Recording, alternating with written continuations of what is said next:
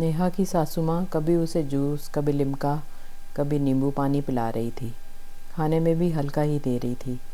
थोड़ी थोड़ी देर में उसे खिला पिला रही थी। लेकिन नेहा की तबीयत ठीक ही नहीं हो रही थी। जब से नेहा हनीमून से लौटी है, उसकी तबीयत ठीक नहीं हो रही। शायद गोवा का पानी रास नहीं आया। डॉक्टर ने भी हल्का खाना और ठंडी चीज़ें पीने को कहा। शादी के 20 दिन बाद नेहा और सौरभ हनीमून के लिए गोवा गए थे। वहाँ नेहा को खाना पीना अच्छा नहीं लगा। शायद इसलिए तबीयत ठीक नहीं थी। सासू माँ पूरा ध्यान रख रही थी। नेहा की बड़ी ननद शिखा को पता चला तो वो भी भाभी का हाल पूछने आई। शिखा भी नेहा के लिए फ़िक्रमंद थी। वो कभी दलिया, कभी खिचड़ी, कभी साबूदाना और फल काट काट कर खिला रही थी। नेहा की मम्मी और भाभी भी उसे देखने आए तो नेहा की भाभी बोली, क्या बात है, थोड़े दिन में ही इतनी मुरझा गई हो? लगता है ससुराल वाले अच्छे नहीं हैं, खूब काम करवाते हैं और नंदोई जी भी ध्यान नहीं रखते। नेहा की माँ भी धीरे से बोली, कोई बात है तो बता।